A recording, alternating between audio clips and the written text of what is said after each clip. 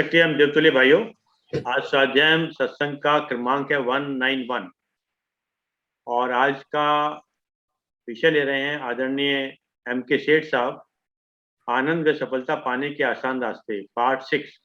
इससे पूर्व भी आप 5 पार्ट ले चुके हैं और आज गोवर्धन पूजा का भी दिन है। तो हम आदरणीय आनंद पांडे साहब से निवेदन करते हैं, जो रिटायर्ड एडिशनल कमिश्नर हैं, और वो 2 शब्द आदरणीय हमारे M.K. सेठ साहब के समय का है। धन्यवाद श्री अरविंद शर्मा जी। सर्वप्रथम सभी लोगों को, श्रोताओं को, साथियों को गोवर्धन पूजन की शुभकामनाएं देता हूं। हमारे परिवार में, हम सबके बीच में अन्न की, भौतिक वस्तुओं की, आध्यात्मिक वस्तुओं की समृद्धि हो। मैं सौभाग्यशाली हूं कि श्री M.K. सेठ जैसे व्यक्तित्व का परिचय देने के लिए मुझे कहा गया है। श्री महेश कुमार सेठ हम लोगों के बीच में तो किसी परिचय के मोहताज नहीं हैं, लेकिन फिर भी और भी श्रोतागण जो हों उनके लिए यह बताना आवश्यक है कि आप ITS उच्च अधिकारी संवर्ग के रिटायर्ड अधिकारी हैं और CGM पद से रिटायर हुए हैं BSNL में। यहाँ पर सेवानिवृत्त होने से पूर्व ALT ट्रेनिंग सेंटर में आप थे, यहाँ पर CGM के पद पे। मेरा परिचय इनसे वक्तव्यों के प्लेटफॉर्म पे ही हुआ। सद्विचार मंच नामक एक संस्था श्री प्रोफेसर भूदेव शर्मा जी चलाते थे, तब आप आए, तब कार्यरत भी थे आप ये समझिए, जब ये आए तो इन्होंने सारे श्रोता, जितने प्रबुद्ध श्रोतागण थे, सबको स्तंभित कर दिया, अचंभित कर दिया। आपके व्यक्तित्व से सभी लोग बहुत प्रभावित हुए, आपके वक्तव्य से भी। आप योग की विधा में बहुत ही माहिर हैं, विशेषज्ञ हैं, और जैसा कि आप ये देख रहे हैं, हमारे यहाँ भी कई प्रवचन दे चुके हैं, वक्तव्य दे चुके हैं, और आपने जो विषय चुना, आनंद व सफलता पाने के आसान रास्ते, easy way to happiness and success. आप ये समझिए, मैं समझता हूं कि जो आदमी स्वयं बहुत प्रफुल्लित और प्रसन्न है और सफल है, वही इस तरह के आसान चीजों को बता सकता है। मैं कुंजी उनके पास है जो हम सबको प्राप्त हो। या आप पहले भी योग ऋषि के रूप में हैं, षट चक्र भेदन, कुंडलिनी इत्यादि सब जानते हैं। संचार रत्न के पदवी से, पुरस्कार से आप पुरस्कृत हो चुके हैं। तो मैं फिर अनुरोध करता हूं, हम सब लोग बहुत ही इनसे लाभान्वित हो रहे हैं, इनके प्रवचनों से। तो मैं अनुरोध करता हूं आदरणीय श्री महेश कुमार सेठ जी से कि वे आज का वक्तव्य अपना प्रारंभ करें। श्री आनंद कुमार सेठ।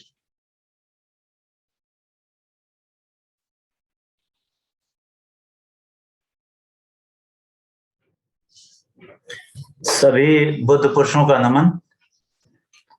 सभी की ओर से उस परम चेतन, उस परम सत्ता से प्रार्थना, हो सके तो इसे मन में दोहराएं। गीता के सारांश को 4 लाइनों में। हे परमात्मन, अपनी जानकारी तथा भक्ति का प्रकाश करो। आवरण, दोष, विकार का अंत करो। अन्नपूर्णा लक्ष्मी रूप होकर सहज स्वाभाविक प्रकाश करो तथा वर्णाश्रम वैदिक क्रमानुसार सृष्टि रूप में व्यवस्थित हो। इस प्रकार दुखांतक खेल का अंत, सुखांतक खेल का प्रकाश सर्वत्र रूप में होकर सर्वत्र रूप होकर करो। अपना संकल्प आप पूर्ण करो, अपना प्रकाश आप करो। थोड़ा सा मैं स्थूल सूक्ष्म कारण सहित समस्त विश्व सत्ताहीन है। केवल मैं, मेरा स्वरूप ही है, मेरे अतिरिक्त कुछ भी नहीं। रस्सी में जो सर्प प्रतीत होता है वह रस्सी का विवर्त है, अर्थात न होते हुए भी भ्रम के कारण प्रतीत होता है। सर्प रस्सी ही है, इसी प्रकार यह विश्व मैं ही हूं। यह दृश्यमान संसार ब्रह्म ही है, यह दृश्यमान संसार सब आत्मा ही है, यह सब मैं ही हूं। मैं में भी सभी चराचर रहते हैं, मैं सभी में रहता हूं। हमारा तुम्हारा वास्तविक स्वरूप मैं ही है। यह मेरी दृढ़ मनीषा है कि मैं सदा ब्रह्म में, अपने में रहने का पूर्ण रूप से प्रयत्न करूंगा, जहां दुख का किंचित लेश नहीं है। मैं हूं, मैं हूं, मैं हूं का दिन भर सुमिरन करता रहूंगा। मैं के अलावा सब भ्रम है। अजो अहम, शाश्वतो अहम, आनंदमयो अहम। ओम अहम अद्वय, ओम स्वस्वरूपाय नमो नमः।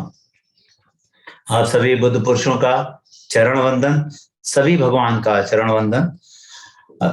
सबसे पहले हमारे मनीषी श्री अरविंद जी को बहुत बहुत धन्यवाद इस श्रृंखला को आगे बढ़ाते हुए।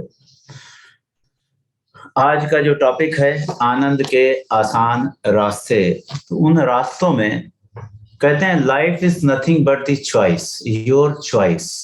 हमारी चॉइस क्या है? हम पुरुष पे ध्यान है हमारा या प्रकृति पे ध्यान है? हमारा स्वरूप पे ध्यान है या शरीर मन इंद्रिय बुद्धि पे ध्यान है? जहां हमारा फोकस होगा, या हम ऊपर जा सकते हैं या नीचे आ सकते हैं। हम या तो आनंद की तरफ जा सकते हैं या हम दुख सुख बंधन में जा सकते हैं। हम या अभय पे जा सकते हैं या भय पे जा सकते हैं। हम या तो अविनाशी की तरफ जा सकते हैं या विनाशी की तरफ जा सकते हैं। या तो हम नित्य की तरफ जा सकते हैं या अनित्य की तरफ जा सकते हैं, या अपरिच्छिन्न की तरफ जा सकते हैं। तो खुला आकाश, अखंडित आकाश, अपने अखंड स्वरूप की तरफ जा सकते हैं या खंडित स्वरूप की तरफ जा सकते हैं। हम अपने स्वरूप की तरफ जा सकते हैं, अपने चतुरीय अवस्था में जा सकते हैं, तुरीय अवस्था में जा सकते हैं, या जागृत स्वप्न सुषुप्ति जो हमारे संसार का एक पार्ट है, इसमें हम रह सकते हैं। हमारी चॉइस क्या है? हम इस चीज को जानने के लिए, इस विद्या को जानने के लिए कहते हैं परा विद्या। अपरा विद्या में है, अपरा विद्या अविनाशी के लिए। ऐसी कौन सी विद्या है जिसके बाद कुछ भी शेष नहीं है? उसको परा विद्या कहते हैं। जैसा मैंने पढ़ा, जैसा मैंने गुरुओं से सुना, परा विद्या जानने के बाद कुछ भी शेष नहीं होता। अब मैं शांति चाहता हूं, मैं शांति की तरफ मेरा फोकस है, मेरा प्रेम की तरफ फोकस है, मेरा आनंद की तरफ फोकस है, मेरा। अब ये फोकस हमारा हो कैसे? समस्या तो एक ही है कि हमारा फोकस आनंद की तरफ हो कैसे, हमारा अविनाशी की तरफ हो कैसे, हमारा उस अखंडित जो हमारा स्वरूप है उसकी तरफ हो कैसे। इसके लिए जो पहली सीढ़ी है आत्म परिचय, अगर अपरेटस याद रहे, आत्म परिचय, अगर हम अपना परिचय करें, हम आएंगे कहानी के माध्यम से, थोड़ी सी इसकी भूमिका बना रहे हैं। आत्म परिचय, उसके बाद आत्मरति, ए अपरेटस हमने बताया था, ए पी आत्म परिचय, ए आर आत्मरति, हम अपने से रति रखें, प्रेम रखें, मतलब अपने स्वरूप से, मतलब सत्य से। कहने का मतलब मेरा फोकस या तो सत्य से हो या असत्य से। मैं या प्लस की तरफ जाऊंगा या माइनस की तरफ आऊंगा। तो अगर मेरा फोकस सत्य की तरफ रहेगा, मेरा ब्रेन, मेरी जो बुद्धि है, बुद्धि में जो भी इनपुट देंगे वो मल्टीप्लाई करता है। अगर एक देंगे तो कई बार 100 विद इंटरेस्ट भी देता है। इस तरीके से हमारा कहते हैं ब्रेन बोलता है कि जैसा इनपुट देंगे उसी का कई गुना आएगा। तो मेरी पांचों इंद्रियों से जो इनपुट जाता है, वो इनपुट अगर मेरा ठीक रहा, सही रहा, सही देखा, सही सुना, सही महसूस किया, सही बातें की, सही विचार किया, सही परिस्थिति में रहे, सही वातावरण में रहे, सही एटीट्यूड के साथ रहे, दृष्टिकोण सही रहा, पॉजिटिव रहा, तो हमारे रिजल्ट भी वैसे ही होंगे। तो आज हम सिर्फ बात करेंगे पॉजिटिविटी की, इसका उल्टा नेगेटिव होता है। हम कैसे अपने अपने जो आनंद स्वरूप में हम पहुंच करके वहां स्थित भी रहे, पहुंचे भी वहां स्थित भी रहे। तो उसके लिए पहले आत्म परिचय, एपरेटस एपी आत्म परिचय, अपनी आत्मा का परिचय, आत्मा क्या है पहले वो जानते हैं, उसका हम परिचय करते हैं और फिर उसमें रति रखते हैं, उससे हम प्रेम करते हैं, अपने स्वरूप से प्रेम करते हैं, अपने वो जो बृहत स्वरूप, जो विराट स्वरूप जो मेरे अंदर, वो कृष्ण ने जो विराट स्वरूप देखा वो भी हमारे अंदर ही है, क्योंकि हम आत्म रूप से जो मैं हूं वही आप हूं, वही ए है, वही बी है, वही सी है। हम एक दूसरे को बनने की कोशिश, हम तो वही हैं, आप जो हैं वही मैं हूं वो आप हैं, आप मुझ में हैं, मैं आप में हूं, ऐसा ही वेदांत बताता है। तो अब आत्मरति अगर हमने कर ली, उसके बाद आत्म तृप्ति, एटी आत्म तृप्ति, हमारा आत्म की तृप्ति की तरफ, फिर हमारी ब्रह्म वृत्ति की तरफ। अगर हम ब्रह्म वृत्ति में रहें तो ब्रह्म के जो सारे गुण हैं हमारे अंदर, क्योंकि हम सभी ब्रह्म स्वरूप हैं, ऐसा बताया जाता है। ब्रह्म सत्यम जगत मिथ्या, सत्य की तरफ ध्यान है, ब्रह्म की तरफ ध्यान है, तो उसके सारे चीजें हमें मिलती हैं। इसको हम धीरे धीरे देखते रहेंगे। अब हमारी पहुंच कैसे हो, पहुंचने का आसान तरीका है, पहले तो हम अपनी शुद्धिकरण करते हैं, राग और द्वेष से हम अपना शुद्धिकरण करते हैं। कहते हैं कि शीशे में अगर गर्दा है तो उसको हम क्लीन करते हैं, तभी हमें हमारे जो इमेज दिखेगी, हमारा स्वरूप दिखेगा। तो उसके लिए राग और द्वेष, कर्म के द्वारा राग द्वेष, हमारी कर्म जो पहली सीढ़ी है, इस कर्म के द्वारा हम राग द्वेष को हटाते हैं। द्वेष हटाना बहुत आसान है, हर व्यक्ति द्वेष होने पे बाद में महसूस करता है, लेकिन राग जो हमारी चीजों से, राग है मतलब जो बंधन है, जो हमारे अच्छे काम से भी है चाहे बुरे काम से, हमारा जो बंधन है, जिस प्रकृति में हम बंधे हैं, जैसे मैंने पिछले सेशन में बताया था, नाव बंधी थी, रात भर खेते रहे, तो सुबह उठे तो नाव हमने वहीं पाई, इसी को कहते हैं बंधन। और दुनिया में हर व्यक्ति मुक्ति चाहता है, स्वतंत्रता चाहता है। स्वतंत्रता के लिए, हमने देश की स्वतंत्रता के लिए किसने लड़ाई की? अपनी भी स्वतंत्रता, अपनी हम इंद्रियों से स्वतंत्रता, हम परिस्थितियों से स्वतंत्रता, हम इंडिपेंडेंट हो जाए अपने सारे बंधनों से। तो उसके लिए अब ये करें कैसे? तो हम कर्म के द्वारा हम शुद्धिकरण करते हैं। राग जैसे जैसे, अब ये होगा कैसे? क्योंकि जैसा ही संगति आपकी होती है, वही संगति डिसाइड करती है आपके विचार, और यही विचार, repeated thoughts becomes action, repeated action becomes a habit, and this habits give you the result of more than 50% the results. जैसा कि पावर ऑफ हैबिट्स बताता है, 50% से ज्यादा तो आपकी हैबिट डिसाइड करती है। भारतीयों की हैबिट कुछ अच्छी है, सुबह उठते ही ब्रश करना है और शरीर की शुद्धि करते हैं, पूजा पाठ करते हैं, ये कुछ अच्छी हैबिट है, जिसकी वजह से परिस्थितियां उतनी ज्यादा अच्छी नहीं है फाइनेंशियली, और आप देखें कि सर्कमस्टेंसेस वाइज, लेकिन फिर भी हमारी स्थिति बहुतों से बहुत अच्छी है। अब ये हम अनित्य के साथ रहते हैं तो अनित्य चीजें मिलेंगी, और हम जैसे माहौल में, हमारे मन में जैसी जैसी वृत्तियां उत्पन्न होती है, तो वृत्तियां कहाँ से उत्पन्न होती है? जैसी संगति होती है, ऑडियो, वीडियो, टेक्स्ट, बुक, सत्संग, इस तरह के सत्संग के द्वारा हमारे अंदर वृत्तियां उत्पन्न होती हैं। और जो किताबों में मैंने पढ़ा और मैंने देखा कि जैसे जैसे विचारों, ऑडियो, वीडियो, टेक्स्ट, संगत के साथ आप रहते हैं, धीरे धीरे आपकी वृत्ति ऐसी होती जाती है, और धीरे धीरे आपके अंदर भी हमारी भी वृत्ति ब्रह्म वृत्ति की तरफ होती जाती है। बहुत मजा भी आने लगता है, रस भी आने लगता है। उसी तरह के फिर विचार होते हैं, विचार से एक्शन होते हैं, एक्शन से रिजल्ट है, फिर एक साइक्लिक प्रोसेस चालू हो जाता है, और इस साइक्लिक प्रोसेस में हमें काफी आनंद की प्राप्ति होने लगती है। अब पहली बात तो मैं हूं क्या, ये जानना जरूरी है। किसी एक सेशन में काफी लिया गया था, तो ना मन हूं, ना बुद्धि, ना चित्त, अहंकार। मैं तो आत्म स्वरूप हूं, अखंडित हूं, अजन्मा हूं, अजर अमर अविनाशी। तो हमारा अगर फोकस उस अविनाशी की तरफ है, अजर अमर की तरफ है, तो जब हम उधर जाते हैं तो फिर आगे की भी वेबसाइट खुलती चली जाती है। जब इसको आप बार बार रिपीट करते हैं तो एक हाइपर लिंक पे जब आप क्लिक करते हैं तो आगे की साइट्स खुलती चली जाती है। इसी चीजों को आगे बढ़ाते हुए हम कुछ कविताओं के माध्यम से, कविता का एक बड़ा फायदा है, कुछ किताबें मैंने लिखी कविताओं की, आप देखेंगे।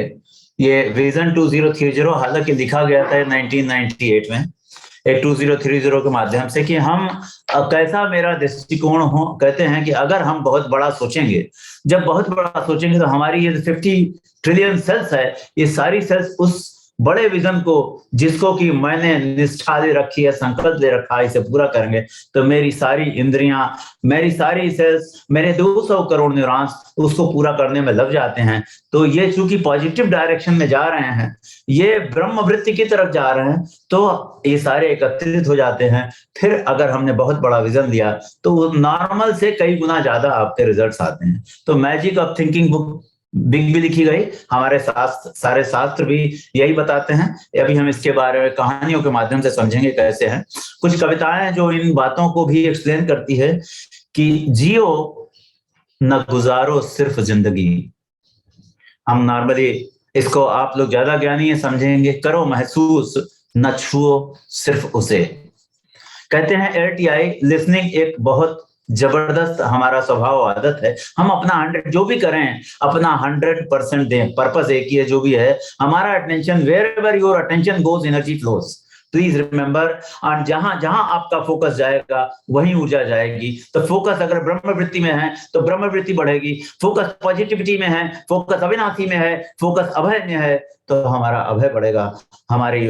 और फोकस अगर बंधन मुक्त होने में है तो हमारी बंधन मुक्ति हमारे निश्चित है। तो हम स्वतंत्र हैं, तो मेरा फोकस जिधर है, करो गौर न देखो सिर्फ उसे। सिर्फ देखने में और गौर से देखने में फर्क है। उतारो जीवन में, ना पढ़ो सिर्फ इसे। कहते हैं इम्प्लीमेंटेशन, इसको एक लाइन में, लिसनिंग 100% लिसनिंग, देन 100% थिंकिंग, क्योंकि एनालाइज करना जो आपने सुना, 100% थिंकिंग, देन 100% इम्प्लीमेंटेशन। तो इम्प्लीमेंटेशन में उतारो जीवन में, ना पढ़ो सिर्फ उसे, सुनो ध्यान से, ना सुनो सिर्फ उसे, समझो उसे, ना सुनो सिर्फ ध्यान से। ध्यान से सुन तो लिया, अब उसको समझना भी जरूरी है, जीवन में उतारना भी जरूरी है। नहीं होता काबिल कई गुना असफल व्यक्ति से, पर पाता इनाम कई गुना असफल व्यक्ति से। बहुत मामूली से फर्क से, जरूरत नहीं है सुधार की 100% की, एक क्षेत्र में जरूरत है सुधार की 1% की 100% क्षेत्र में। जीवन एक विशाल सहज आनंद, आप देखेंगे ये कविता मैंने 1998 में लिखी थी गुरु की प्रेरणा से। आप देखेंगे जो बहुत बातें मैं बोल रहा हूं इसमें आई है, जरा देखो गौर से, कितना थके हो, उदास हो, उबे हो, क्या यही है जीवन? क्या यही है जीवन का स्पंदन? क्या यही है जीवन का नृत्य? क्या यही है जीवन उत्सव? कहीं कोई मधुरता नहीं, कोई रसधार नहीं। फिर भेद क्या है जीवन व मृत्यु में? फिर भेद क्या है जीवन व मृत्यु में? जीवन हो सकता था, नहीं हुआ। चाल हो सकती थी, नहीं हो पाई। लेकिन तुम चाल ऐसी चले कि रोज छोटे होते गए, संकीर्ण होते गए, सिकुड़ते गए, फैले नहीं, विस्तीर्ण न हुए, ब्रह्म न हुए। ब्रह्म का अर्थ है विस्तार, जो उल्लंघन कर दे सभी सीमाओं का, अतिक्रमण कर दे सारी मर्यादाओं का। सीख लो कला जहर को अमृत बनाने की, सीखो कला जहर को अमृत बनाने की, सीखो कला विष को भी औषधि बनाने की। जब तक यह न कर सको समझना, ज्ञान की किरण पैदा ना हुई। जहर देखकर भागना मत, कठिनाई रण क्षेत्र छोड़कर भागना मत। सहज योगी होना, छोड़ना मत, भागना मत। Never quit, battle should be on. परमात्मा ने जो भी दिया वो रूपांतरित हो सकता है वह अमृत में। आनंद तो तभी है जब मंदिर न जाना पड़े, मंदिर तुम्हारे पास आए। आनंद तो तभी है जब मंदिर न जाना पड़े, मंदिर तुम्हारे पास आए।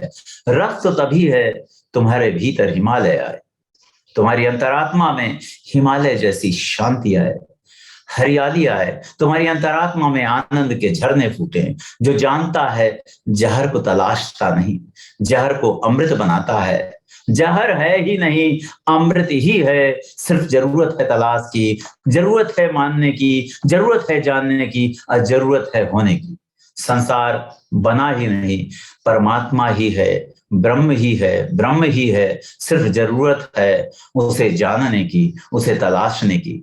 संसार तो ऊपर ऊपर है, ये शरीर, ये मन, ये बुद्धि बाहर बाहर है, भीतर भीतर है परमात्मा। भीतर भीतर है वो स्वरूप मेरा ब्रह्म, जिसकी वजह से हम जीवित है। जरा खोदो, मिट्टी की परतों को हटाओ, जल स्रोत मिलेगा। जरा खोदो, पति में, पत्नी में, बच्चों में परमात्मा मिलेगा। सीखो थोड़ा शांत होने की कला, ऑफिस में, घर में, दुकान में बैठे बैठे। सीखो थोड़ा पीने की, काम, क्रोध, मद, लोभ, अहंकार को। सीखो तुम्हारे भीतर जो भी हो, काटना मत, त्यागना मत, वरन परिष्कार करना। अपनी हर ऊर्जा का संशोधन करना, परिष्कार करना। बिजली चमकी, शोधन किया, राज पहचाना। बाहर की बिजली जब चमकी, शोधन किया, राज पहचाना, आ गई हाथ में बाहर की बिजली। लेकिन इस बिजली से करोड़ों गुना ज्यादा जो पावरफुल है अंदर की बिजली, उसके लिए अब करो शोधन। अब अपनी आंतरिक बिजली पर, अपनी काम ऊर्जा पर, अपनी मानसिक ऊर्जा पर करो शोधन। अपनी काम ऊर्जा पर, अपनी मानसिक ऊर्जा पर। यही तो तुम्हें जिलाए है और यही तुम्हें जलाए है। यही तुम्हें जिलाए है, यही तुम्हें जलाए है, यही तुम्हें जलाती है, यही तुम्हें जलाती है। सीखो इस काम ऊर्जा, मानसिक ऊर्जा, सीखो इसे वश में करने की। संबंध हो जाए अगर उसका ध्यान से, स्वरूप से, तो काम ही राम बनेगा। क्रोध ही करुणा बनेगी तो काम ही राम बनेगा। क्रोध ही करुणा बनेगी, लोभ ही दान बनेगा, संसार ही ब्रह्म लगेगा। ब्रह्म के अलावा तो कुछ है ही नहीं। कहते हैं ब्रह्म ही ब्रह्म है, ब्रह्म के अलावा तो दुनिया में कुछ है। ब्रह्म सत्यम जगत मिथ्या, तो ब्रह्म ही सत्य है, जगत तो मिथ्या है, प्रतीति है। भोगी बन गया, उलझ गया, गिड़गिड़ा रहा, भिक्षा पात्र लिए बैठा है। और हम डर गए, भाग गए, छिपे हैं डर के मारे। सवाल यह नहीं है कि क्या पकड़ा है, सवाल तो है पकड़ने का। कोई लंगोटी पकड़ सकता, कोई भिक्षा पात्र पकड़ सकता, कोई महल ही थोड़े चाहिए बनने के लिए। कोई लंगोटी पकड़ सकता, कोई भिक्षा पात्र पकड़ सकता, कोई महल ही थोड़े चाहिए बनने के लिए। यदि न बनने की कला हो तो महल भी नहीं बांध सकता, संसार भी नहीं बांधता, घर ऑफिस भी नहीं बांधता। घर हो जाए पैदा थोड़े दिए, हो जाए रोशनी इस देश में, जागे थोड़े लोग, आ जाए माधुर्य, आ जाए आनंद इस देश में। भोगी सोचते योगी मजे में, योगी सोचते भोगी मजे में। ये मैं महात्माओं की बात नहीं कर रहा, ये मेरे जैसे योगियों की बात है। लेकिन सीखो ऐसी कला, सधे भोग में योग। रहो यहीं मगर अलिप्त रहो, रहो बाजार में मगर भीतर रहो। करना ही है यह सच्चा, संपदा है अपार इस देश में। दिलाना ही है छुटकारा सांपों से जो बैठे हैं फन मार कर संपदा पर इस देश में। भरना ही है सारे जगत को, सौरसूत्र है इस देश में। करना ही है ज्ञान से प्रकाशित सारे जगत को, अंतर का विज्ञान है इस देश में। पश्चिम ने पैदा किया वह विज्ञान, हमने किया पैदा आंतरिक विज्ञान। लाखों साल की सभ्यता, और उस सभ्यता में एक से बढ़कर एक अनमोल हीरे, राम कृष्ण, शंकराचार्य, अद्भुत बुद्ध, महावीर, सभी तीर्थंकर, आप जैसे महान लोग अगर मिल जाएं, ये दोनों बाह्य विज्ञान और आंतरिक विज्ञान। पश्चिम ने पैदा किया बाह्य विज्ञान, हमने पैदा किया आंतरिक विज्ञान। अगर मिल जाए ये बाह्य विज्ञान और आंतरिक विज्ञान, पैदा हो जाए पूरा मनुष्य। मुश्किल नहीं है पूरब से पश्चिम मिलाना, मुश्किल नहीं है एक दूसरे में डुबोना। पश्चिम से आए विज्ञान, IoT, 5G, cyber security, internet of things, पूरब का जागे धर्म। हो जाए दोनों का मिलन तो हो जाए स्वर्ग का पृथ्वी पर मिलन। कर ले लाख कोशिश आज पश्चिम, नई कारें नई दवाएं मकान बनाने में। कर ले लाख कोशिश आज पश्चिम, नई कारें नई दवाएं मकान बनाने में। खो गई है लेकिन आदमी की आत्मा, व्यर्थ हो जाएगी सारी कोशिश। खो गई लेकिन आदमी की आत्मा, उन पश्चिमी देशों के लोगों के लिए आत्मा को माने नहीं रखता। इसलिए आज वो देखिए हरे रामा हरे कृष्णा करने आते हैं, वो भी अधूरे हैं। तो व्यर्थ हो जाएगी सारी कोशिश, कर ले लाख कोशिश आज पूरब, आंतरिक जगत शांत करने की, समृद्ध करने की। खो गया है लेकिन धन, वाह जगत, व्यर्थ हो जाएगी सारी कोशिश। पड़ गया है पूरब का धर्म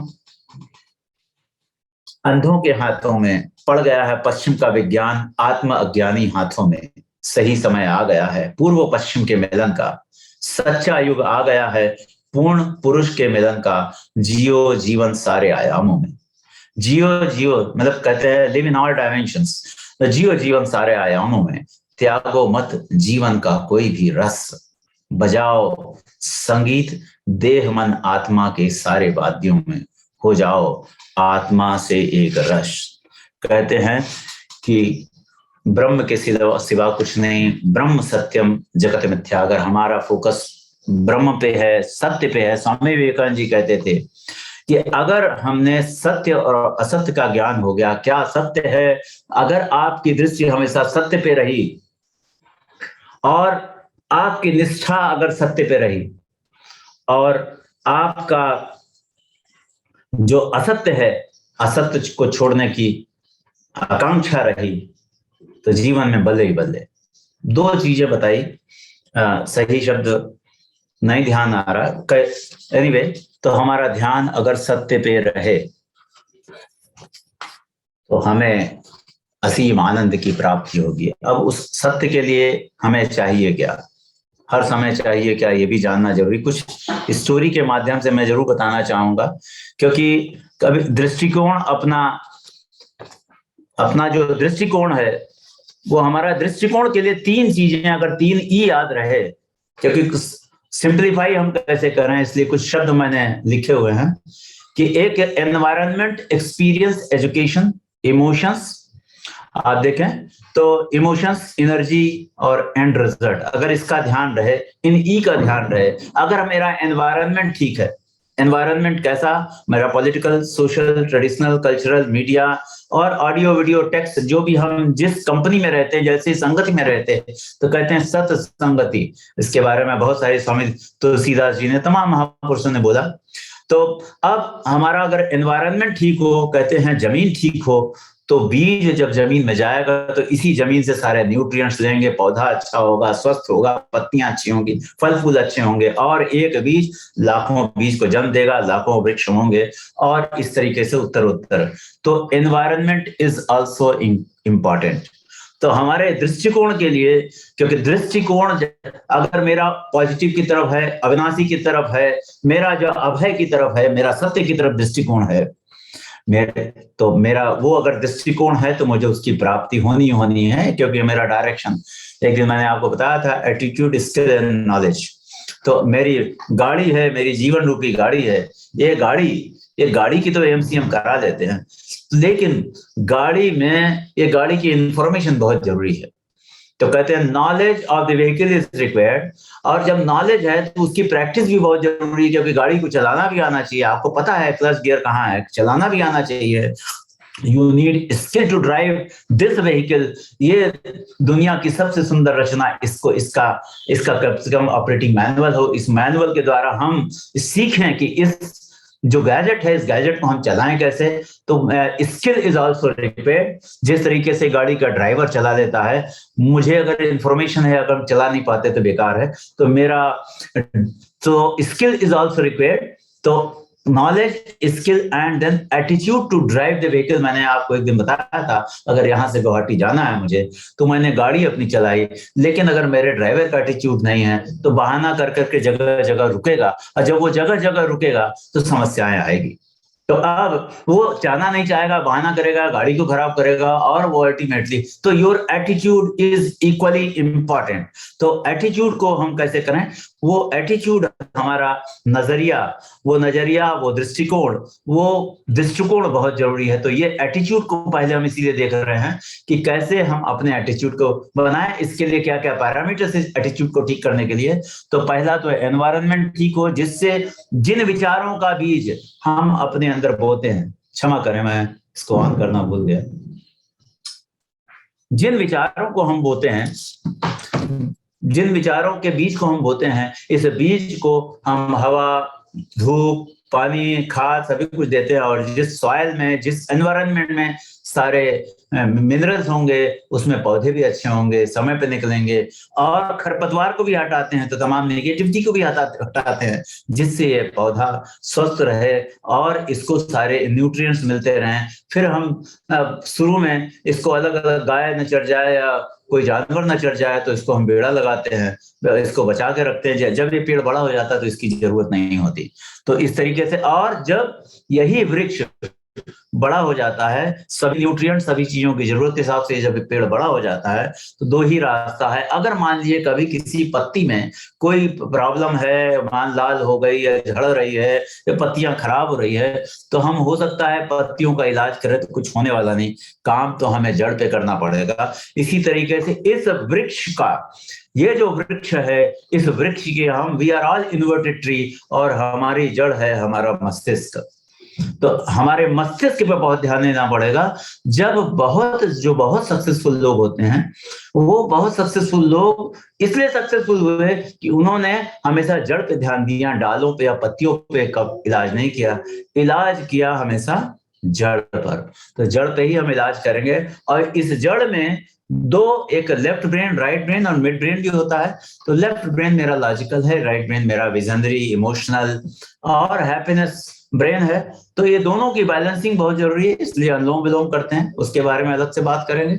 और जो लेफ्ट ब्रेन है, ये हमारा लॉजिकल ब्रेन। अगर आज की डेट में अधिकतर लोग, अब फीमेल भी बहुत ज्यादा लेफ्ट ब्रेन को यूज करती हैं, इसलिए जल्दी थक जाती हैं, उदास हो जाती हैं, क्योंकि विचार तो अपने को भी काटता है। इसलिए इमोशनल ब्रेन, जो विजनरी ब्रेन, जो विजन की है, जो आपका दृष्टिकोण, जो आपका संकल्प लेता है, जो आपको आनंद देता है, जो आपको हमेशा लगाए रहता है, जो आपका टारगेट है, लाइफ का गोल स्टेटमेंट है, आपने अपने जीवन का गोल स्टेटमेंट अगर मान लिया ब्रह्म की प्राप्ति का बनाया है, तो राइट ब्रेन आपके लेफ्ट ब्रेन को इंस्ट्रक्शन देते रहेगा। और आपका सबकॉन्शियस माइंड, जहां आप हमेशा power of affirmation, power of repetition, power of visualization, हमने बताया था पावर ऑफ बिलीफ और पावर ऑफ सबकॉन्शियस माइंड, इनको जब आप इस्तेमाल करते हैं, तो इसको इस्तेमाल करने के पीछे कारण ये है कि जो आपको चाहिए उस तरह के थॉट की बहुतायत करते हैं, उसकी मेजॉरिटी करते हैं, जिससे कि उस डायरेक्शन में बढ़ने पे आपके जो थॉट बैलेंस हैं, वो थॉट बैलेंस सपोर्ट करते हैं। जब वो थॉट बैलेंस आपको सपोर्ट करते हैं, जैसे ही रास्ते में जाते हैं, कोई भी इससे फेवरेबल थॉट या चीज या कोई सेंटेंस मिलता है, आप तुरंत चौंक पड़ते हैं। जैसे कि तमाम महापुरुष जो यहाँ बैठे हुए हैं, उनको कभी भी कोई अच्छा श्लोक या कोई अच्छी बात होती थी तुरंत, क्योंकि उन्होंने अपने दिमाग में इतने सारे पॉजिटिव थॉट बना रखे हैं, अपने वृत्ति को ब्रह्म वृत्ति बना रखी है, अपने वृत्ति को उस महान उद्देश्य के लिए लगा रखा है जिधर उन्हें जाना है। तो जैसे ही कोई बातें, कोई विचार, कोई परिस्थिति, कोई सिचुएशन, कोई स्टोरी पकड़ में आती है, तुरंत उसको ग्रैब करते हैं। इसका उल्टा भी है कि नेगेटिव लोग नेगेटिव चीजें पकड़ते हैं। तो हम, साइंटिस्ट कहता है कि you are eating 1 million thoughts, कोई साइंटिस्ट कहता है 1 मिलियन थॉट्स, कोई कहता है 1.5 लाख। तो चलिए 1 million thoughts you are eating every day. तो 1 मिलियन थॉट्स में जिस डायरेक्शन में आपको जाना है, उस डायरेक्शन में कितनी बार सोचते हैं। इसलिए हमारे यहाँ जप सिस्टम बना, अजपा जप सिस्टम बना। अजपा जप में मेरा गुरु हमेशा मुझसे बोलता था, अजपा जप मतलब आपको जप न करना पड़े, अपने आप करें। ऐसी आप मतलब इतनी आपकी प्रैक्टिस हो जाए कि चलते फिरते उठते बैठते वही ब्रह्म, वही स्वरूप, वही पॉजिटिविटी आपके अंदर आवे। जब तक ना आवे आप अधूरे हैं। तो अजपा जप चले कहने का मतलब, मेरा थॉट अकाउंट बैलेंस, जो गोल स्टेटमेंट, जहां पहुंचना है, जो आनंद स्तर तक पहुंचना है, जो सफलता के उच्चतम आयाम तक पहुंचना है, मैं ब्रह्म हूं, अगर वहां पहुंचना है तो उसके दिशा में मेरे कितने थॉट आ रहे हैं, उसके भी हमारा कितना इनपुट आ रहा है। क्योंकि कहते हैं कि संसार में आपको ये बांधने वाले सारे सिस्टम में बंधन है, इससे मुक्ति के लिए जरूरी है कि मेरा फोकस ज्यादा से ज्यादा समय, मेरे थॉट बैलेंस ज्यादा से ज्यादा, मेरा एनवायरनमेंट ज्यादा से ज्यादा ब्रह्म वृत्ति की तरफ रहे, जिससे हम ब्रह्म की दिशा में जब भी कोई विचार आए, कोई परिस्थिति आए, या हमारा वैराग्य और विवेक हमेशा जागृत रहे। क्योंकि जब ब्रह्मवृत्ति तभी की तरफ जाने का मतलब है आपको अपने विवेक, मतलब सत्य और असत्य के बीच में पहचान, और सत्य की तरफ हमारा श्रवण, मनन और निधिध्यासन हो। उसके माध्यम से हम उसमें जुड़े रहें और हमेशा जुड़े रहें, उस डायरेक्शन में हम आगे बढ़ते रहें। दूसरी चीज कि मनन करते रहें, जो भी हमने सुना है, हम श्रुति माता को सुनते रहें, अपने उपनिषदों को सुनते रहें, और जब भी उपनिषद सुने तो हम ये जरूर सोचे उपनिषद तो मेरे ही स्वरूप की बड़ाई कर रहा है, मेरी ही बड़ाई कर रहा है, मेरे बारे में ही बड़ाई कर रहा है। इससे आत्मरति उत्पन्न होगी, आत्मनिष्ठा भी उत्पन्न होगी, हमारा जो ब्रह्म स्वरूप की निष्ठा भी उत्पन्न होगी। जब भी कोई अच्छी बात सुने, समझे आपके स्वरूप की प्रशंसा हो रही है, मेरे अलावा तो कुछ है ही नहीं। कण कण में परमात्मा भी विराजमान है, तो आपके अंदर भी वही है, मेरे अंदर भी वही है। वो तत्वमसि, वो तत्व रूप से जो आप है वो मैं हूं, तो वो मेरे अंदर भी वही है, आप भी है। चूंकि हम आप एक ही हैं, तो कैसा कंप्लेंट, कैसा कंपैरिजन, कैसी हमारा कोई कंपैरिजन, हम तो एक ही है, तो कोई द्वेष नहीं, कोई बुराई नहीं, कोई लड़ाई नहीं, सभी चीजों से हम एक साथ निवृत्ति पा जाते हैं। तो इस बहाने अब एनवायरनमेंट पे, अब एजुकेशन में, अब एजुकेशन आपका जो भी एजुकेशन है, आपका बिहेवियर, क्योंकि जो एजुकेशन किस बात का, कि हमारा वैराग्य और विवेक जागृत हो। हमने बताया था एनवायरनमेंट, तो एजुकेशन में हमारा वैराग्य विवेक जागृत हो। I have to educate myself, क्योंकि जीवन मेरा है, जिंदगी का उद्देश्य मेरा है, बढ़ना हमें है, पाना हमें है, तो इसलिए I have to own it. I must have the ownership. जो भी मेरे जीवन में आज तक घटित हुआ वो मेरी वजह से घटित हुआ है, और जो भी अच्छा या बुरा हुआ उसकी मेरी जिम्मेदारी है। जो भी आनंद का स्तर मिला है वो भी मेरी वजह से, जो नहीं हुआ वो भी मेरी वजह से। क्यों? इससे अहंकार, जब द्वैत होता है तभी अहंकार है। जब मैं ही मैं, ब्रह्म ही ब्रह्म है, तो कैसा अहंकार, किसको दिखाना है, सभी जगह तो मैं ही हूं। इस भाव के साथ हम अपने को एजुकेट करते रहते हैं, श्रुति माता को सुनते रहते हैं। इसीलिए कहा गया हमारे यहाँ श्रुति माता की शरण लेनी है, क्योंकि हम अगर अपने ही आंख बंद करके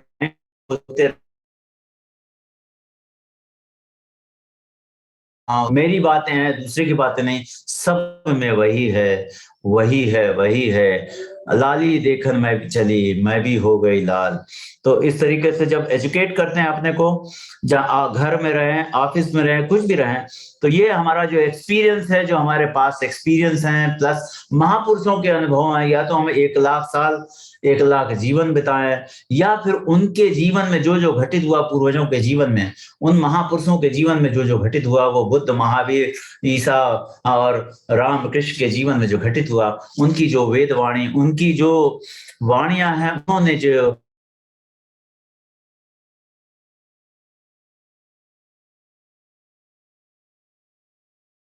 जीवन नहीं जीना है। क्योंकि मैं भी वही हूं। जब इस भाव से आते हैं, तो जो उन्होंने किया अगर हम उसको अपने अंदर आत्मसात करते हैं, तो हमारा अनुभव अच्छा होता है, एक्सपीरियंसिंग अच्छी होती है, और उस अनुभव के आधार पे हम आगे जाते हैं। अहंकार नहीं होगा, क्योंकि सभी जगह वही है। तो हमें अहंकार तो जब दूसरे से कंपैरिजन करते हैं तब है, सब में वही है, बच्चे में भी वही है। कई बार मेरे बच्चे भी मुझे बहुत कुछ ज्ञान देते हैं, प्रकृति के हर छटा से सीखने को मिलता है। यहाँ तक कि जब बाहर उठा, सुबह उठा, नाचने लगा, पत्नी कमरे में आई, पागलों के डॉक्टर को बुलाया कि मेरा पति पागल हो गया। ये बार बार आपको कहानी इसलिए सुनानी है। क्यों? क्योंकि जो इनपुट देंगे, जो फोकस होगा, वही आपको मिलने वाला है। आप पूरा ब्रह्मांड है, इस ब्रह्मांड में आपको चाहिए क्या, वहां फोकस करना, आपको प्रायोरिटाइज देना, आपको मुझे कहाँ प्रायोरिटी देना है, ये मेरे गोल स्टेटमेंट में, ये मेरे जीवन के उद्देश्य से निर्धारित होगा। मेरे जीवन का उद्देश्य उस अगर ब्रह्म स्वरूप को पहली बात तो मानना है, फिर जानना है, फिर होना है। तो मानना, हाइपोथेसिस, मैथ्स में 2 + 3 5 हाइपोथेसिस है, उसने मुझे इंजीनियर बनाया, फिर मुझे यूपीएससी पहुंचाया। तो इस मानने से हम जानने की जर्नी करते हैं, और जानने से होने की जर्नी करते हैं। तो मानना, जानना, होना। अब इसको हम करेंगे कैसा? कुछ 3-4 फिलॉसफी जो मैंने भी पहले बताया, बहुत सारी किताबों में बोला गया, आस्किंग, बिलीविंग एंड रिसीविंग। मैं आपको बताऊं, सारी चीजें घूम फिर करके हमारे वेद से आई है। आप ये ना समझे कि कोई फॉरेन राइटर ने कोई अपना दिमाग लगाया। Asking, believing and receiving. Asking कुछ और नहीं है, जप जप जप, अजपा अजप। तो asking, keep on asking means your focus should go what you want, prioritize what you want। जीवन में चाहिए क्या, सिर्फ उसी को बोलना है, महान बनना है, इधर बढ़ना है, या हमें अपने आनंद की प्राप्ति करनी है, सिर्फ उसी को रिपीट करना, तू ही तू, तू ही तू, तू ही तू। फिर हमें ये माइंड कहेगा यार बोलोगे यार कुछ करोगे, जरा स्तुति माता का साथ लो, भगवान कृष्ण का साथ लो।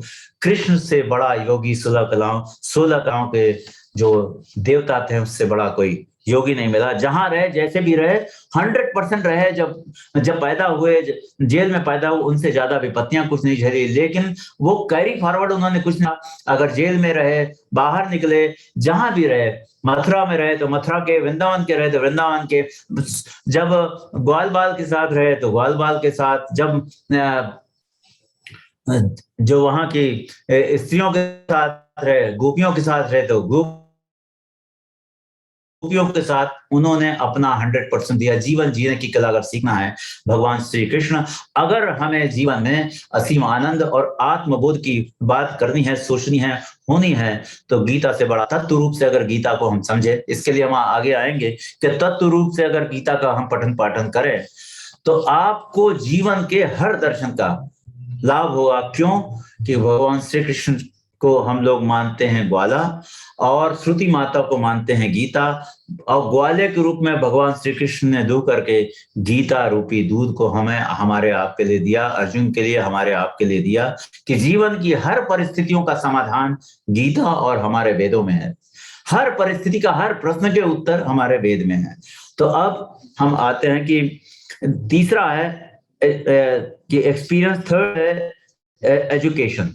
एजुकेशन इन्फिनाइट इंफॉर्मेशन भी है। आप देखते हैं बचपन से पता नहीं क्या क्या इंफॉर्मेशन है हमारे दिमाग में भी बहुत सारी है। विभिन्न परिस्थितियों से हम गुजरे, जहां जहां हम जाते हैं, रास्ते में हम जो जो कार चलाते हैं, रास्ते में जो जो चीजें दिखती है, बोर्ड दिखती है, मार्केट दिखता है, लोग मिलते हैं, जिन जिन लोगों से हम मिले, जो जो किताबें मैंने पढ़ी, जहां जहां हम गए, अभी भी हम लोग जिन जिन की बातें की, एक एक सेंटेंस अपने आप में एक एक जो बड़ी पुस्तक के बराबर है, उससे भी हम सीखते हैं। तो उन इंफॉर्मेशंस को हम अपने गोल स्टेटमेंट, अपने उस परम बोध की प्राप्ति के लिए हम कैसे इस्तेमाल करते हैं, वहां एजुकेशन की जरूरत है। तो कहते हैं कि एनवायरनमेंट, एक्सपीरियंस एंड एजुकेशन। अब इसमें इसी में आया कि अब हम करें क्या, अब इस नजरिए को हम पॉजिटिव कैसे करें। हमारा समस्या थे, इससे पहले फायदा क्या है ये हमें जानने की जरूरत है। कि पहली बात तो हम ये ई पे आए एजुकेशन। नेक्स्ट है हमारा इमोशंस। कहते हैं कि जो विचार जब बॉडी को टच करते थे, इमोशंस, फीलिंग, विचार को चेक करना आसान नहीं, लेकिन फीलिंग, किसी का गुस्सा देख करके आप समझ सकते हैं इसके दिमाग में क्रोध का विचार था। तो जो आपका फीलिंग एंड रिजल्ट है, तो जब विचार आपकी बॉडी को टच करता है तो आपके भावनाएं दिखती हैं। तो भावनाओं से पता लगता है कि विचार क्या चल रहा है, क्योंकि विचार का बीज पौधे को देख के पता लगता है कि यहाँ बीज था। तो विचार का जो बीज है वो एनवायरनमेंट से लेके आया है। एनवायरनमेंट है तभी वो बीज आगे आ पाया। अगर सॉइल कंडीशन नहीं थी, अगर ये मेरी मिट्टी में खुदाई नहीं हुई होती, उसको जुताई नहीं होती, आसान रूपी हल को से अगर हमने अपने ब्रेन को हमने खोदा ना होता, तो विचार का बीज पनपा ना होता। जिन जिन विचारों को आप बहुत आसान रूप में लेते हैं, जैसे अगर मैं ले लूं कि ब्रह्म सत्यम बहुत आसान है, तो मेरा माइंड कहेगा अच्छा आसान के 100 रास्ते दिखाएगा। अगर मैं कहूं बहुत कठिन है तो कठिनाई के 100 रास्ते बताएगा। ऐसा है हमारा ब्रेन। तो इस ब्रेन में साइंटिस्ट ने बताया, इसमें जैसे विचार आप डाल देंगे ये उसी को मल्टीप्लाई करेगा, फिर इसका इंटरेस्ट डिविडेंड भी देता रहेगा। तो अगर हमें कोई चीज चाहिए तो हल, जो आसान रूपी हल से हम अपने ब्रेन की जुताई करते हैं। आसान है, आसान है, आसान है। जब आसान है आप इस बातों को दोहराते हैं, तो ये माइंड को जब आपने ये इनपुट दिया तो ये माइंड 100 गुना ज्यादा आसान रास्ते बताता है। जब ये आसान रास्ते बताता है तब हमें 100 रास्ते, इसका उल्टा भी है। अगर आपने कहा कि ये मुश्किल है, तो वो छोड़ देता है। ब्रेन कहता है मुश्किल इसको बाद में देखेंगे, आसान चीजों को पहले एक्सेप्ट करता है, 100 मुश्किलात खड़ी कर देता है। छोटा ये एग्जाम्पल, मैं कंपनी बाग जाता था। कंपनी बाग में जहां पर चंद्रशेखर आजाद जी को गोली मारी थी, डेली सुबह 5 बजे जाता था। एक दिन मेरे मित्र ने कहा कि भाई साहब मैं भी आपके साथ चलूंगा।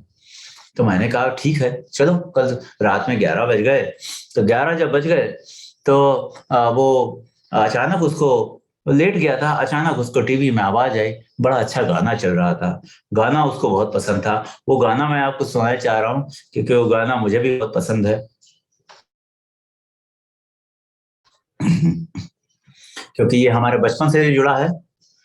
जाने कहाँ गए वो दिन,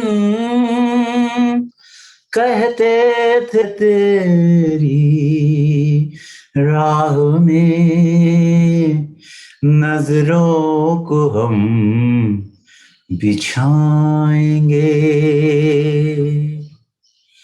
चाहे कहीं भी तुम रहो, चाहेंगे तुमको उम्र भर, तुमको न भूल पाएंगे। मेरे कदम जहां पड़े, सजदे किए थे यार ने, मेरे कदम जहां पड़े, सजदे किए थे यार ने, मुझको रुला रुला दिया जाती हुई बहार ने। जाने कहाँ गए वो दिन, कहते थे तेरी राह में नजरों को हम बिछाएंगे। वो परमात्मा बचपन में हमारे अंदर रह करके हमारी सारे मांगे पूरी करता था, हमारे अंदर रह करके वो भगवत रूप, वो आत्म रूप, वो ब्रह्म स्वरूप आपको बच्चों में भी दिखता होगा, क्योंकि वो निश्चल है, अभी वो पोल्यूट नहीं हुआ, उसका माइंड पोल्यूट नहीं हुआ। तो अब जब उसने सुना तो तुरंत टीवी खोला, तो टीवी में एक फ्रीक्वेंसी होती है जो हिप्नोटाइजिंग फ्रीक्वेंसी डालते हैं, जो शायद आपको ना पता हो। जब भी टीवी आप खोलते बोलता 2 मिनट सुनने में क्या जाता है, और जैसे उसने टीवी खोला तो करीब 15-20 आधे घंटे वो देखते ही रह गया, एक के बाद दूसरे प्रोग्राम देखता रहा।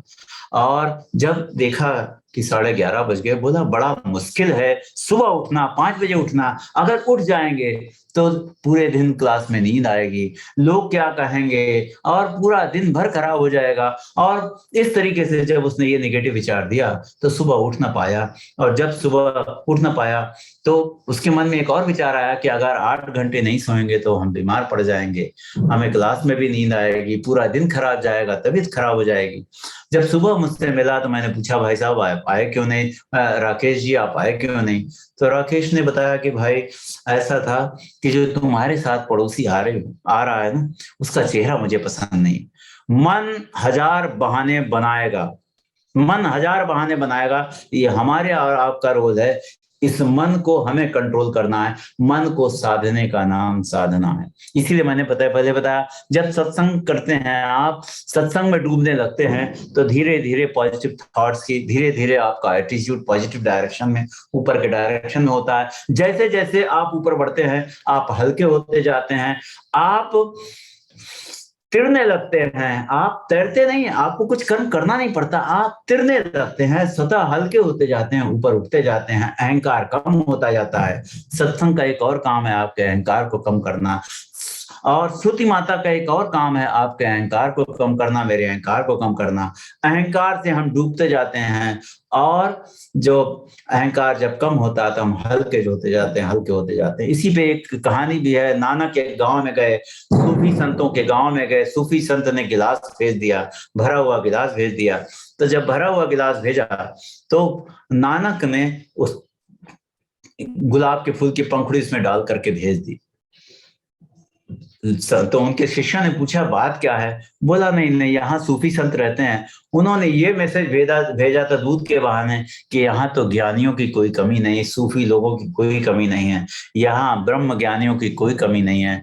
तो मैंने सिर्फ फूल डाला कि हम तो हल्के हैं, हम तो पंखुड़ी हैं, तो हमसे तो कोई दुख छलकने नहीं वाला, हम तो ऊपर ही है, हम तो तिरेंगे, हमें तैरने की जरूरत नहीं, हम तो ऊपर ही रहेंगे। तो ये देखिए महापुरुषों की बातें संकेत में कैसे होती है।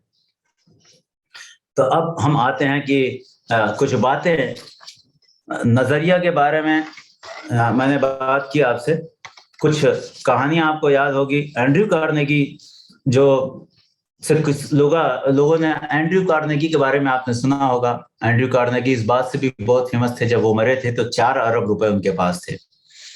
4 अरब रुपए। लोगों ने, जितने प्रेस रिपोर्टर ने पूछा, आप तो बड़े खुश होंगे कि दुनिया में पहले व्यक्ति हैं जो 4 अरब रुपए कमाया।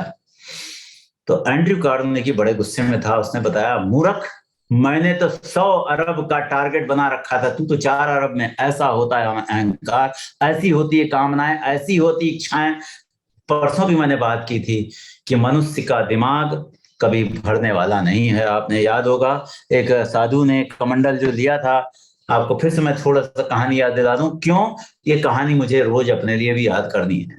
मुझे तो ब्रह्म वृत्ति में जाना है। मुझे तो इसी जीवन में, जीवन और मैं ही, इसी जीवन में ही मुक्ति चाहिए। जीवन मुक्त, इसी जीवन में मुक्ति चाहिए, जीवन रहते मुक्ति चाहिए। तो मुझे अपने अंदर ब्रह्म वृत्ति पैदा करना है। तो उसके लिए मुझे ध्यान रखना पड़ेगा इस गैजेट को कैसे हैंडल करना है।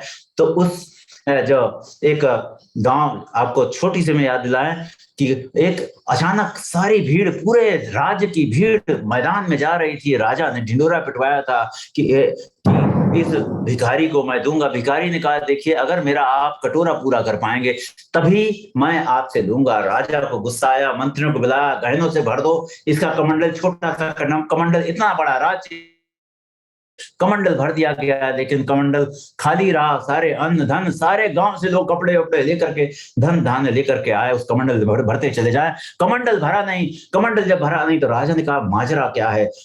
तो उस भिखारी से पूछा कि भाई बात क्या है। फकीर से पूछा, बात क्या है? फकीर ने कहा, ये भी मुझे नहीं पता, मेरे पास कुछ पात्र नहीं था, भिक्षा पात्र नहीं था। तो मैं एक शमशान घाट से गुजर रहा था, तो मुझे एक आदमी की खोपड़ी मिली। उस खोपड़ी को से मैंने कमंडल बनाया, और जब से मैंने कमंडल बनाया आज तक कमंडल न भरा।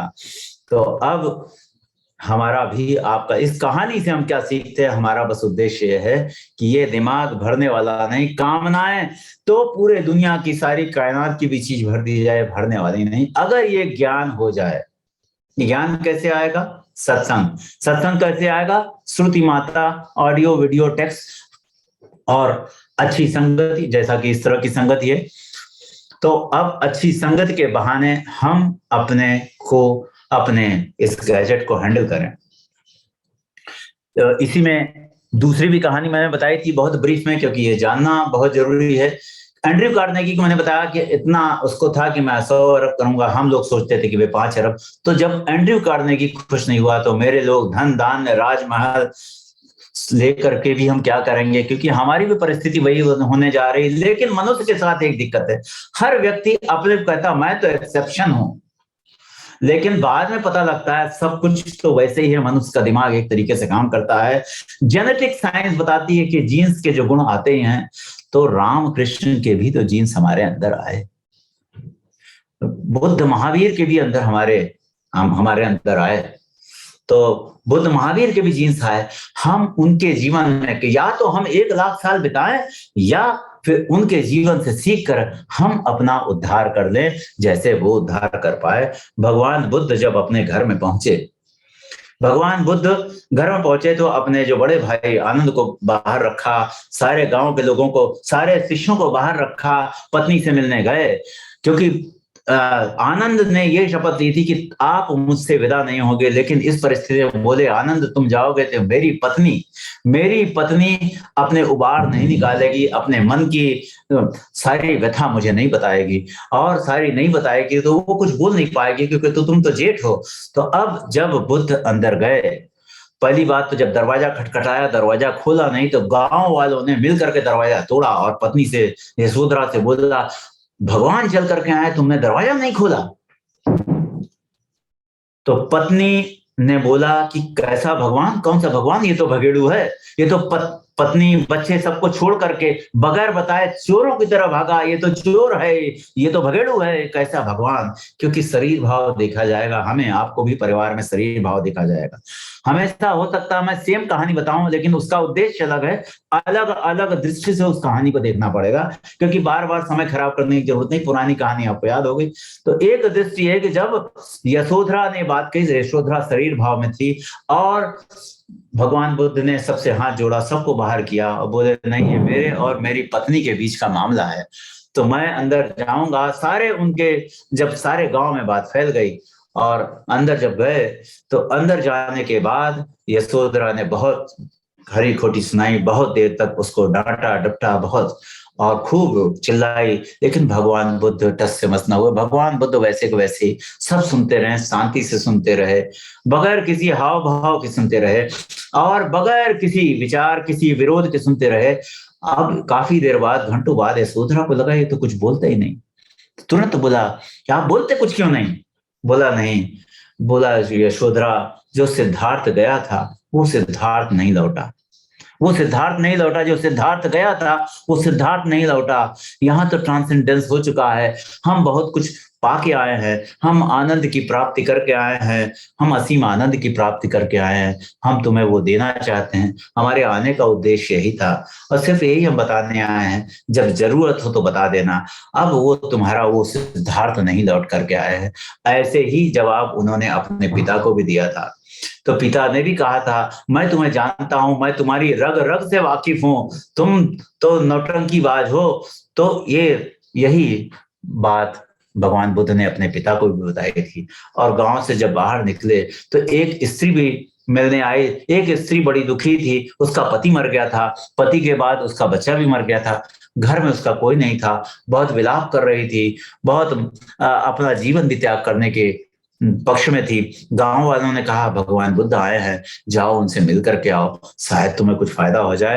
अब वो भगवान बुद्ध से मिलने आई, बहुत दुखी थी, खाई पी नहीं थी कई दिनों से। भगवान बुद्ध ने से बोला, बताया अपनी दुख। तो भगवान बुद्ध ने कहा, हाँ, आपकी तुम्हारी समस्या का हम समाधान कर देंगे, कोई दिक्कत नहीं है। बेटा ऐसा करना कि खाना उस घर से लेके आओ जिसके घर में कोई मृत्यु नहीं हुई हो। हमारे आपके जीवन में भी बहुत सारी आपदाएं आई हैं, तो इन कहानियों से हमें बहुत कुछ बल मिलता है। कहानियां सुनी होगी, लेकिन ये इन कहानियों को बार बार अपने जीवन में सुनना जरूरी है, क्योंकि मैंने कहा था श्रवण मनन निधिध्यासन, अजपा जप। ये भी अजपा जप हो जाए तो हमें अपनी इंद्रियों को, अपनी पांचों इंद्रियों से अच्छा इनपुट देना और बुद्धि से विवेक और वैराग्य को जागृत करना, उसमें सुविधा मिलेगी। तो अब जब वो घर घर गई, देखा तो कहीं से उसे दाना नहीं मिला कि किसी का चाचा, ताऊ, दादा, दादी, किसी न किसी की डेथ हुई। तो जब आई लौट करके, तो उसके आंख में आंसू नहीं थे। उसको लगा कि नहीं, सिर्फ मेरे साथ नहीं, सबके घर में कुछ ना कुछ हुआ। वो बहुत बड़ी शिष्या हुई, बाद में बहुत बड़ी साध्वी मिली। जैसे ही भगवान बुद्ध आगे निकले, आगे बढ़े, तो लोगों ने एक गांव से दूसरे गांव गए, तो लोगों ने बहुत उनके बारे में बहुत अपशब्द कहे। एक न तो उठा करके थूक भी दिया भगवान बुद्ध के बारे में, क्योंकि उनके मुंह पे थूक भी दिया। तो उनके शिष्य आनंद को भी बड़ा क्रोध आया। तो नहीं, बुद्ध ने बताया कि नहीं, इसको कुछ बोलो नहीं, इसके मन में इतना क्रोध है कि ये वाणी इसका साथ नहीं दे रहे, इसको बोलने दो। और जब सब कुछ हो गया, बहुत गाली गलौज थूक वगैरह हो गई, तो भगवान बुद्ध ने हाथ जोड़ा कि बोला, मुझे मेरा अपॉइंटमेंट है, आगे अगले गांव में भी जाना है। बिल्कुल उसी शांत भाव में रहे। तो लोगों को लगा मैंने इतना कुछ बोला, इतनी गाली दी, इतना सब कुछ दिया, लेकिन इनके ऊपर कोई फर्क नहीं पड़ा। मैंने थूक भी दिया तो इनके ऊपर कोई फर्क नहीं पड़ा। बड़ा अजीब लगा। तो बोला बुद्ध से कि बात क्या है? बुद्ध ने कहा, पिछले गांव में बहुत सारे लोग मुझे मिठाई दे रहे थे, मैंने नहीं ली। तो चूंकि मिठाई मैंने नहीं ली तो किसके पास रही? बहुत सारा कुछ रास्ते के लिए खाना भी हम, तो बोले उन्हीं के पास रही। बोला अभी भी जो तुम देने की कोशिश कर रहे थे, मैंने नहीं लिया। इसी को कहते हैं रिएक्शन और रेस्पॉन्स। तो रेस्पॉन्स में इफ यू डिले, समटाइम्स कोई अगर आपसे कुछ बोलता है, कुछ डिले करें, थोड़ा सा सोचें, विचारें, तब आप रेस्पॉन्स दें, तब बात थोड़ी अलग होती है। नॉर्मली हम रिएक्शन में और चीजों को बढ़ा देते हैं। तो रेस्पॉन्सिवनेस सीखे तो कोई बुद्ध सरीखे, आप जैसे सरीखे व्यक्तियों से सीखे। तो जैसे ही ये बातें आई, एक क्षमा करें, 7 बज गए। तो जैसे ही भगवान, इस कहानी को हम अंत करते हैं कि जैसे ही भगवान बुद्ध ने कहा कि आपने मुझे गाली दी, मैंने नहीं दी, किसके पास रहेगी? आपके पास। आपने थूका, मैंने स्वीकार नहीं किया। आपने जो दिया, मैंने स्वीकार नहीं किया, किसके पास रहेगा आपके प्रति? ये जहां जहां वो गए, इस तरह की घटनाएं हुई और बाद में यही सारे उनके साथ हो लिए। इन कहानियों से, इन महापुरुषों, भगवान कृष्ण की अनंत कहानियां हैं, वो आप लोगों ने सब काफी पढ़ी होगी। तो उन कहानियों से, उन श्रुति माताओं से, श्रुति माता से, उपनिषदों से, क्योंकि उपनिषद और कुछ नहीं है, मेरे अपने ही स्वरूप के बारे में उसी की प्रशंसा करती है। उसी भाव से सुने, जब भी गीता सुने, आपके लिए आप ही अर्जुन है, आपके लिए ही भगवान श्री कृष्ण ने बातें बताई। अगर उन भावों से अगर हम उनको सुनते हैं, तब हम उन्हें आत्मसात कर पाते हैं, हम उससे जुड़ पाते हैं। हमारी आत्म, पहले तो आत्म परिचय होता है। आपने देखा भगवान श्री कृष्ण ने शुरू में आत्म परिचय दिया, कर्म का भी ज्ञान दिया, उपासना का दिया, फिर ब्रह्म का भी, तत्व ज्ञान का भी। चौथे अध्याय से उन्होंने धीरे धीरे ब्रह्म की तरफ ले जाते गए। फिर ये बताया कि सब कुछ नहीं होने के बाद भी अंत में उन्होंने बताया कि भाई कुछ नहीं होता तो मेरी शरणागत में आ जाओ, अकर्ता भाव में आ जाओ, अभोक्ता भाव में आ जाओ। तो समय हो चुका है, अगर किसी का कोई प्रश्न हो तो बोलें, क्षमा करें, मैंने समय ज्यादा ले लिया। आप सभी बुद्ध पुरुषों का नमन, आप सभी के जीवन में सुख शांति समृद्धि हो। धन्यवाद आदरणीय सेठ साहब, बहुत बहुत धन्यवाद। और आज आपने 3 दिन में बहुत सुंदर बताया। और आज आपने एक पुरानी फिल्म का गाना, जाने कहाँ गए वो दिन, मेरे ख्याल से मेरा नाम जोकर का होगा शायद ये गाना ना, क्योंकि मैं जोकर हूँ तो इसलिए मुझे बहुत पसंद है। नहीं, मुझसे मैच खाता, मैंने बताया जो चीज मैच खाती है। और शायद मेरे ख्याल से 1970 में शायद ये फिल्म आई थी मेरे ख्याल से। बात नहीं थी, लेकिन बहुत पसंद, ये गाना पसंद था क्योंकि यूनिवर्सिटी में तो रैगिंग में सुनाना पड़ता है, तो ये गाना मैंने सुनाया था। आदरणीय सेठ साहब, आपको नमस्कार। आपने जो किताब में कविता सुनाई है उसका सारा सारांश जैसे ये रहा कि संसार में हूं पर तलबगार नहीं हूं, बाजार में हूं खरीदार नहीं हूं, तो वो बहुत पसंद आई। दूसरी बात यह है कि जो आपने टॉपिक में हैप्पीनेस शब्द रखा हुआ है, हैप्पीनेस मटेरियल प्रोग्रेस को, मटेरियल हैप्पीनेस को इंडिकेट करता है, बजाय इसके लेट बी डिवाइन हैप्पीनेस, तो उसका नाम ब्लिस जो है, how to achieve bliss and success, इसमें अगर ये लग जाए तो मैं समझता हूँ ज्यादा अच्छी बात है। इस एक और बात कहना चाहूंगा, वो ये कि जैसे आपने पूरे वेदांत का सार लिया कि मैं ब्रह्म हूं, अगर मैं ब्रह्म हूं अद्वैत, तो फिर मैं पूजा किसकी करूं, सिमरन किसका करूं? जैसे श्री कृष्ण तो गीता में कहता है ममाय वंशो जीवलोक के जीव, वो तो सनातन 15 गीता, ईश्वर जीवनाशी रामचरितमानस कहते हैं। तो वो प्रकृति कृत शरीर है, बाकी वो केवल ईश्वर के अंश हैं, ईश्वर का स्मरण कर सकते हैं क्योंकि ईश्वर चेतन सत्ता बड़ी सत्ता है। लेकिन अगर मैं अद्वैत को लेके चलता हूँ, जिसको वेदांत मान के चलता है, तो मैं किसकी पूजा, किसका स्मरण करूं, यह जरा सा हल करें प्लीज। जी हाँ, देखिए, क्योंकि मैं इस समय चूंकि देखिए, पहली बात तो अवतार का मतलब जो मेरी दृष्टि है, क्योंकि बहुत सारे ज्ञानी जन हैं, तो पैदा होने को अवतरित करना, आप भी अवतरित हुए तो मेरे लिए आप भी ब्रह्म ही हैं। हाँ, किसी ने जान लिया, किसी को जानना बाकी है, कोई थोड़ा सा पहले, कोई बाद में, तो सब पथिक हैं, हम आप सब पथिक हैं। दूसरी चीज कि इस शरीर में है तो हम अपने स्वरूप की आराधना, स्वरूप में राम भी हैं, कृष्ण भी है, हम स्वरूप की आराधना करते हैं। पूजा का मतलब है पूर्ण जागरण, जो मेरे दृश्य में पू मीन्स पूर्ण, जा मीन्स जागरण, पूर्ण जागरण हो जाए, मेरा जागरण हो जाए, मेरी ब्रह्म वृत्ति बढ़ती रहे। क्यों?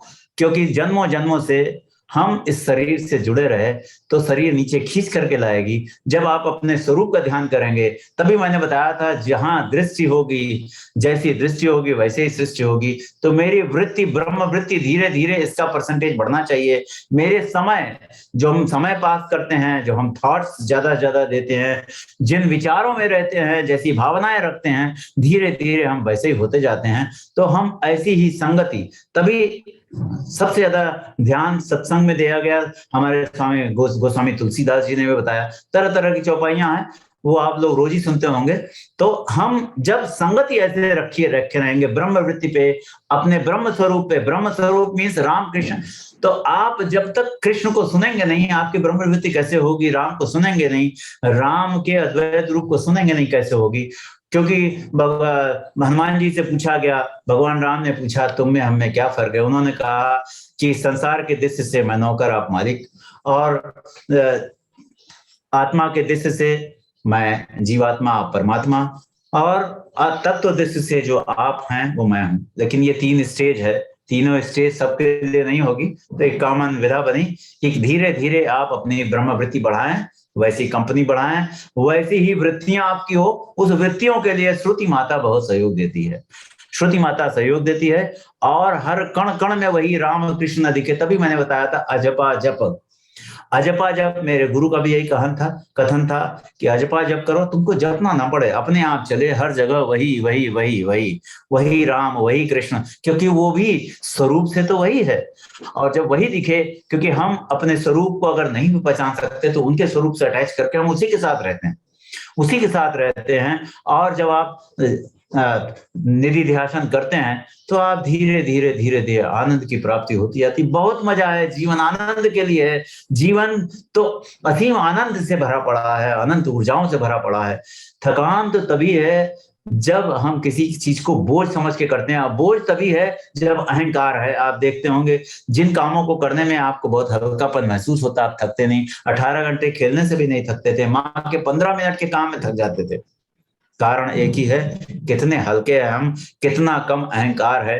तभी मैंने कहा था या तो आप तैरे, तो तैरने में आप कर्ता भाव आ गया, अकर्ता भाव आए, इसको हम बाद में लेंगे। इसीलिए मैं अभी इन सब चीजों को सिर्फ शुरू में बोल रहा हूँ। इन सब चीजों को आगे लेके जाएंगे कि आगे धीरे धीरे इसकी डेवलपमेंट होगा।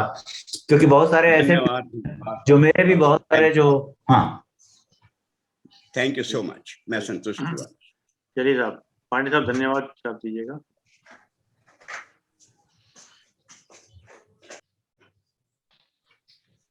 इतने बड़े गुरुदेव से सभी लोग बहुत ही अनुप्राणित हुए। आपने प्रकृति, पुरुष, विनाशी, अविनाशी इत्यादि सभी पक्षों को रखते हुए लाइफ इज आवर चॉइस से प्रारंभ किया। फिर 1998 में लिखी अपनी बहुत ही बड़ी, बहुत ही अच्छी काव्यात्मक रचना को, लंबी रचना को प्रस्तुत किया। मैंने जो लाइन पकड़ी वो मुख्य यह है कि उतारो जीवन में न पढ़ो केवल उसे। तो श्री M.K. सेठ साहब ने तो उतार रखा है उसको, और मैं अभी तक उसी में लगा हुआ हूं। कितने सब ग्रंथ पढ़ने के बाद भी उतरता नहीं है। एक पक्ष और अच्छा दिया इन्होंने कि काम ही राम बनेगा। संसार में रहते हुए ही अपना नजरिया सकारात्मक करें। अजपा जप की बात भी की, और आज ये सब श्रोताओं को पता चला कि आप श्री महेश कुमार सेठ कितने अच्छे गायक भी हैं। फिल्मी गाना भी बहुत अच्छे राग में गाया। कहा कि मन हजार बहाने बनाएगा, मन को साधना ही साधना है, अहंकार को छोड़ना चाहिए। सब बातें बहुत अच्छी। भगवान करे जिस तरह महेश सेठ जी ने अपनी साधना से अपने को ऊपर उठाया है, हम सब लोग भी उससे लाभान्वित हों। तो हम बहुत धन्यवाद देते हैं श्री महेश सेठ साहब का, बहुत आभारी हैं हम सब लोग। धन्यवाद, बहुत बहुत। अरे महर्षि अरविंद से आगे की डेट चाहिए, कहते ना जैसे कैदी मांगता है ना कि कौन सी डेट, तारीख कौन सी पड़ेगी। चलिए धन्यवाद आदरणीय आनंद पांडे साहब, धन्यवाद सेठ साहब। आइए संध्या का एक बार ओम से उच्चारण कर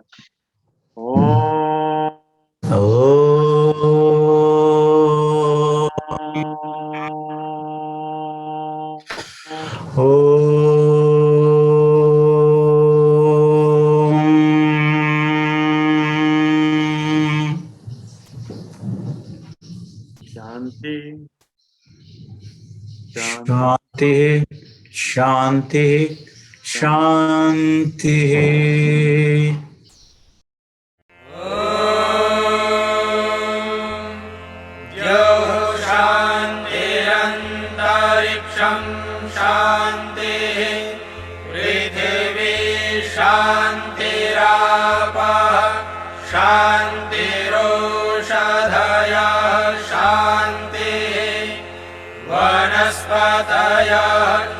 शांतिर्विश्वे देवा शांति ब्रह्म शांति सर्वं शांति शांतिरेव शांति सा